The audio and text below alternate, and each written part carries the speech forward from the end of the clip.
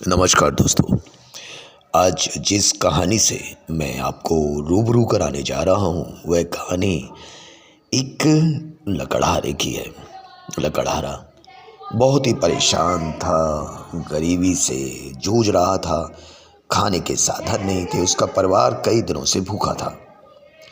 वो रोजाना की तरह एक बार फिर अपनी कुल्हाड़ी उठाता है और चल देता है जंगल में लकड़ियाँ काटने के लिए। जंगल में जब वो पहुंचता है तो उसे कोई ऐसा पेड़ नहीं दिखता जो सूखा हो और जिसे काटा जा सके, जिसे आसानी से बेचा जा सके। तो बहुत घूमने के बाद, जंगल में सुबह से शाम तक घूमने के बाद एक पेड़ उसको दिखता है जो कुएं के पास होता है। जब वो तो उसे थोड़ी सी उम्मीद जाग जाती है कि चलो अब मैं कुछ लकड़ियाँ लेके जा पाऊँगा अपने घर और उसको बेच करके अपने परिवार के लोगों को कुछ खाने की व्यवस्था कर पाऊँगा। जब वो पेड़ पर चढ़ता है तो चढ़ते पेड़ पर लकड़ियाँ काटना शुरू कर देता है।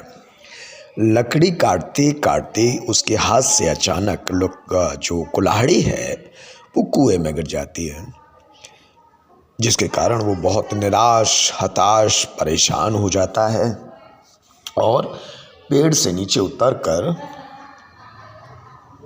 बहुत ही दुखी परेशान मुद्रा में बैठकर सर को पीटने लगता है कि हे प्रभु, मुझसे क्या गलती हुई है जो मेरे साथ, मेरे परिवार के साथ इस तरह की दिक्कतें आ रही हैं। तो बहुत देर, क्योंकि उसे तैरना आता नहीं था, कुएं में उतर नहीं सकता था, तो वो अपनी किस्मत को कोसने लगता है। तभी उस कुएं में एक ईश्वरीय शक्ति जो वहाँ उस कुएं में निवास करती थी, उसका रुदन देखकर, उसका दुख देखकर, उसकी परेशानियाँ को सुन करके बाहर आते हैं और वो कहते हैं, हे वत्स, तुम्हारी कुल्हाड़ी इसमें गिर गई है। तो कहते हैं, हाँ प्रभु, मेरी कुल्हाड़ी गिर गई। लकड़हारा बड़ा दुखी स्वर में कहता है। तो उन्होंने कहा कि मैं तुम्हारी कुल्हाड़ी निकाल के दे सकता हूँ। तो वो कहता है, प्रभु, ये बड़ा ही मेरे ऊपर बहुत आपका उपकार होगा अगर आप कुल्हाड़ी ला के दे देते हैं। तो जो ईश्वरीय शक्ति थी, जो देवता थे उस कुएं के, वो अंदर जाते हैं और जो कुल्हाड़ी लेके आते हैं वो कुल्हाड़ी होती है सोने की, और वो उसे दिखाते हैं कि हे लकड़हारे, ये कुल्हाड़ी है तुम्हारी।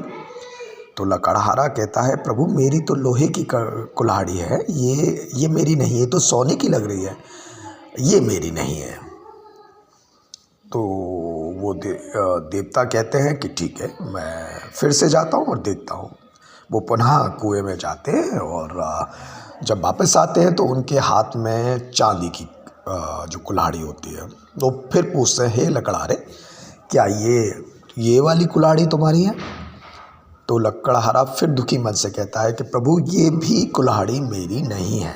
मेरी कुल्हाड़ी तो सादा, जिसमें लकड़ी का बैत लगा हुआ है, लोहे की बनी हुई है, ये तो चांदी की है जो मेरी नहीं है। वो देवता एक बार पुनः उसमें कुएं में जाते हैं और अब तीसरी बार वो उस लकड़हारे की लोहे की कुल्हाड़ी को लेकर आते हैं। तो लकड़हारे की आंखें चमक जाती हैं और खुश होकर कहता है, हाँ प्रभु, ये कुल्हाड़ी मेरी है। तो उसका उस लकड़हारे का ये सरल व्यक्तित्व देखकर देवता खुश हो जाते हैं। वो कहते हैं कि लकड़हारे, तुम चाहते तो सोने की, चांदी की एक कुल्हाड़ी लेकर अपनी गरीबी दूर कर सकते थे, तुमने क्यों नहीं ली? तो लकड़हारा कहता है कि प्रभु, जो मेरा है मैं उसकी वही तो लूँगा। तो मुझे तो बस मेरी कुल्हाड़ी मिल जाए जिससे मैं पेड़ काट सकूँ, अपने परिवार का लालन पालन कर सकूँ, इसके अलावा मुझे कुछ नहीं चाहिए। और वो तो नहीं चाहिए जो मेरा है ही नहीं। तो बस मेरी आप ये लोहे वाली कुल्हाड़ी दे दीजिए। उसके इस व्यवहार से, उसके इस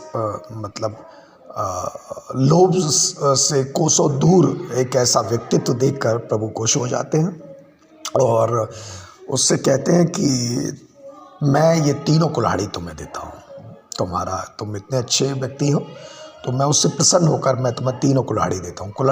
लकड़हारा फिर भी मना करता है कि प्रभु मेरी कुल्हाड़ी तो ये लोहे वाली है, सिर्फ इसे दे दीजिए।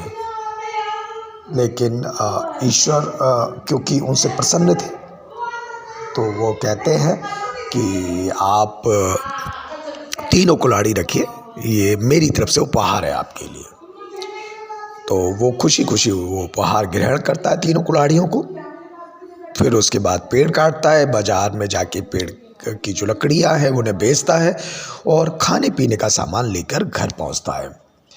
उसके बाद उसका पूरा परिवार जो कि कई दिन से भूखा था भरपेट खाना खाता है और ईश्वर का गुणगान करते हुए, ईश्वर का धन्यवाद देते हुए वो सोते हैं।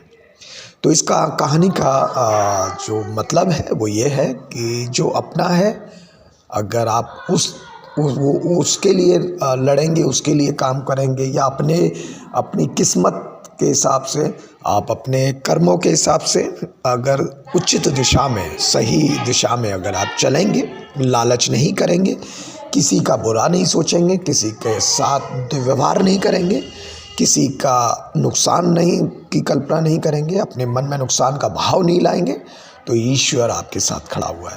सत्संगत जी, प्यार से कहना धन निरंकार जी।